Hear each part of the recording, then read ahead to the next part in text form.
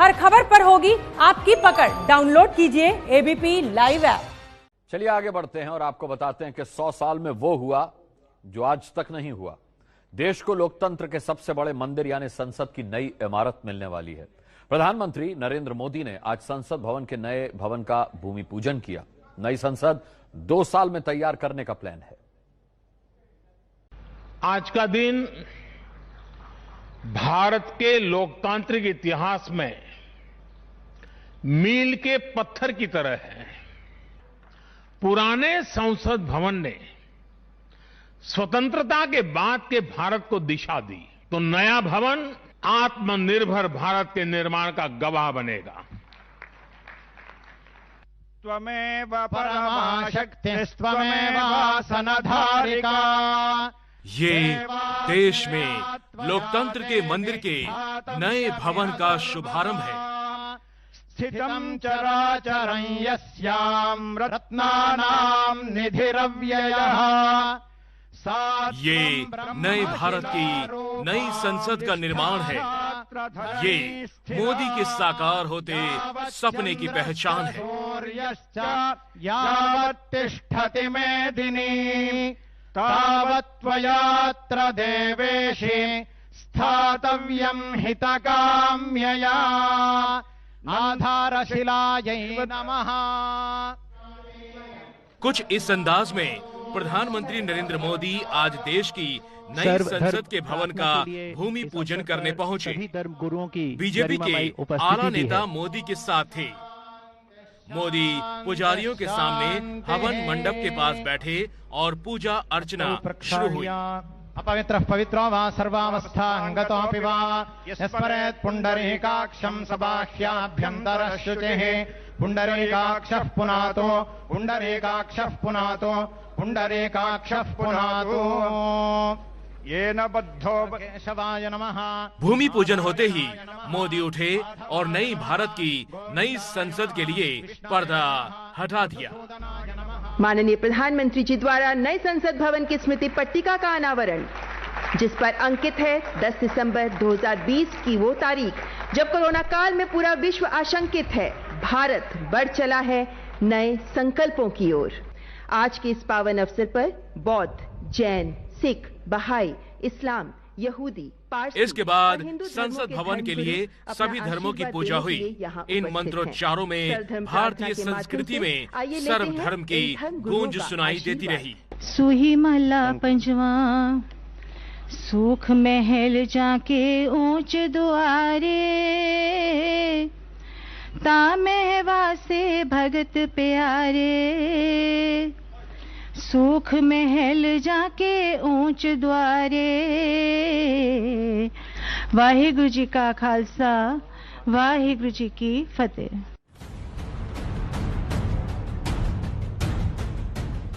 करीब 100 साल बाद देश को संसद का नया भवन मिलने जा रहा है। इस मौके पर पीएम मोदी ने कहा, पुरानी संसद ने इतिहास देखा, लेकिन अब ये विश्राम चाहती है। संसद के शक्तिशाली इतिहास के साथ ही यथार्थ को भी स्वीकारना उतना ही आवश्यक है। ये इमारत अब करीब करीब 100 साल की हो रही है।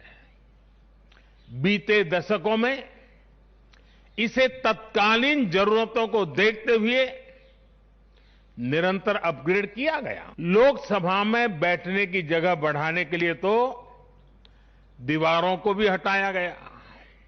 इतना कुछ होने के बाद संसद का ये भवन अब विश्राम मांग रहा है। वैसे तो लोकतंत्र के मंदिर संसद की इमारत के लिए हर भारतीय के दिल में सम्मान और प्रेम है, लेकिन पीएम मोदी ने बताया कि कैसे वो दिन उन्हें आज भी याद है जब वो पहली बार संसद पहुंचे थे। मैं अपने जीवन में वो क्षण कभी नहीं भूल सकता जब 2014 में पहली बार एक सांसद के तौर पर मुझे संसद भवन में आने का अवसर मिला था। तब लोकतंत्र के इस मंदिर में कदम रखने से पहले मैंने सिर झुकाकर माथा टेक कर लोकतंत्र के इस मंदिर को नमन किया था।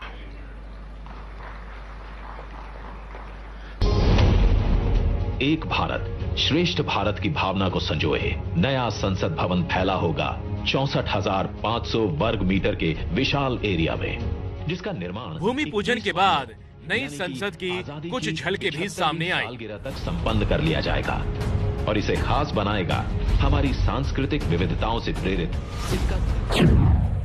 नई संसद पुरानी संसद से काफी बड़ी होगी। नए भवन में 888 सांसदों के लिए जगह होगी और राज्यसभा में 326 से ज्यादा सीटें होंगी। नए भवन का पार्लियामेंट हॉल भी काफी बड़ा होगा। इसमें 1224 सदस्य एक साथ बैठ सकेंगे। नए संसद भवन में ऐसी अनेक नई चीजें की जा रही हैं जिससे सांसदों की एफिशिएंसी बढ़ेगी, उनके वर्क कल्चर में आधुनिक तौर तरीके आएंगे। अब जैसे अपने सांसदों से मिलने के लिए उनके संसदीय क्षेत्र से लोग आते हैं, तो अभी जो संसद भवन है उसमें लोगों को बहुत दिक्कत होती है। भविष्य में प्रत्येक सांसद के पास ये सुविधा होगी कि वो अपने क्षेत्र के लोगों से उनके सुख दुख बांट सकें। हम अपने आप को नसीब वाला मानते हैं कि पहली बार सदन में आए हैं और पहले ही टाइम में, हमारे ही पीरियड में, टाइम में सभी एमपीज को नए पार्लियामेंट में एंट्री होगी, नया इतिहास रचा जाएगा और उसी के साथ बहुत सारी फैसिलिटीज एमपीज को भी दी जा रही है कि नया ऑफिस और उनके पीए के लिए, उनके क्षेत्र के लोगों के लिए एक कार्यकाल, एक ऑफिस का भी स्थान नया दिया जाएगा। तो मुझे लगता है हम अपने क्षेत्र के लोगों के लिए बहुत अच्छे से काम कर पाएंगे और इतिहास ऐसा ही होता है। नई संसद नए भारत की पहचान होगी तो साथ ही नई राजनीति की एक नई तस्वीर भी दिखाई देगी। दरअसल माना जा रहा है कि नई संसद में सांसदों की सीटें इसलिए बढ़ाई गई हैं ताकि 2026 के बाद लोकसभा में 543 की जगह ज्यादा सांसद हो सके। अगर हम सबसे बड़े अंतर की बात करें तो मौजूदा संसद भवन जहां गोलाकार है तो वहीं जो नया संसद भवन होगा वो त्रिभुजाकार होगा। इतना ही नहीं, लोकसभा और राज्यसभा के जो हॉल्स हैं वहां पर सीटिंग कैपेसिटी भी बढ़ाई जाएगी। मकसद यही है कि अगर देश में डिलिमिटेशन होता है और सांसदों की संख्या ज्यादा होती है तो ऐसा ना हो कि उनके बैठने की किसी भी तरीके में कहीं कोई दिक्कत हो, और उसके साथ ही सांसदों को मिलने वाली सुविधाएं भी इस नए संसद भवन परिसर में मौजूदा संसद भवन की तुलना में कहीं ज्यादा होंगी। दरअसल साल 1971 में देश की जनसंख्या करीब 55 करोड़ थी और उसी हिसाब से लोकसभा में 543 सीटों का परिसीमन तय हुआ था। नियमों के मुताबिक 2026 तक इन सीटों को बढ़ाना नहीं था, लेकिन अब देश की जनसंख्या 130 करोड़ के पास है और परिसीमन के हिसाब से लोकसभा की सीट 1000 से ज्यादा होनी चाहिए और सीट बढ़ाने की 2026 वाली रोक खत्म होने में अब सिर्फ 6 साल बाकी है। हमारा संसद भवन है वो उस समय की आवश्यकता के अनुरूप बना था। आज हमारे संसद सदस्यों की संख्या बढ़ गई है, जनता की अपेक्षाएं बढ़ गई है, तकनीकी का नई तकनीकी आ गई है। पुराने भवन में अब विस्तार की कोई संभावना नहीं है। जिस आवश्यकता अनुसार हमने समय समय पर विस्तार किया, लेकिन अब उसमें विस्तार की कोई संभावना नहीं है।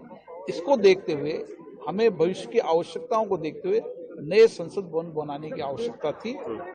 संसद में सांसदों की संख्या बढ़ सकती है, इसका इशारा पीएम मोदी ने भी दिया। हाल के वर्षों में हमने देखा है कि कई लोकतांत्रिक देशों में अब वोटर टर्नआउट लगातार घट रहा है।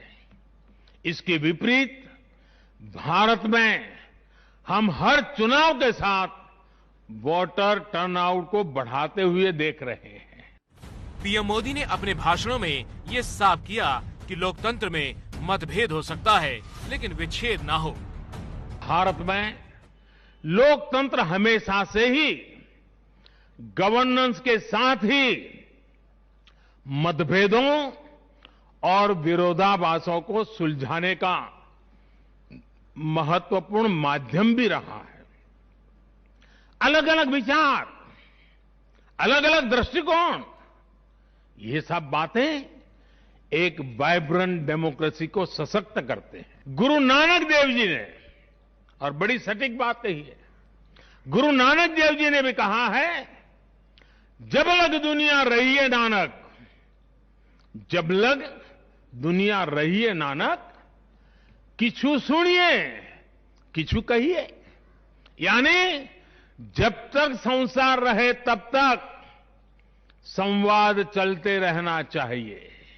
पीएम मोदी का ये इशारा दरअसल संसद में विपक्ष के गतिरोध पैदा करने पर था, लेकिन दूसरी तरफ कांग्रेस ने किसानों के आंदोलन का जिक्र कर मोदी के भूमि पूजन पर ही सवाल उठा दिए। कांग्रेस प्रवक्ता सुरजेवाला ने लिखा, मोदी जी, इतिहास में यह भी दर्ज होगा जब अन्नदाता सड़कों पर 16 दिन से हकों की लड़ाई लड़ रहे थे, आप सेंट्रल विस्टा के नाम पर अपने लिए महल खड़ा कर रहे थे। लोकतंत्र में सत्ता सनक पूरी करने का नहीं, जनसेवा और लोक कल्याण का माध्यम होती है।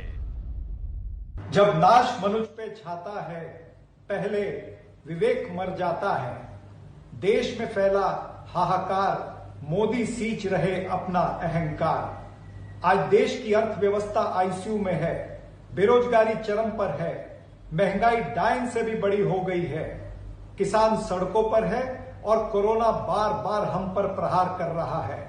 ऐसे समय में सेंट्रल विस्टा प्रोजेक्ट खजूर के पेड़ के समान है, पंथी को छाया नहीं, फल लागे है दूर। देश के प्रधानमंत्री प्रधान सेवक नहीं है, वो राजाशाही चलाना चाहते हैं। साफ है कि नई संसद हो या पुरानी संसद, मुद्दों पर सियासी बयानबाजी ऐसे ही राजनीति के गलियारों में गूंजती रहेगी।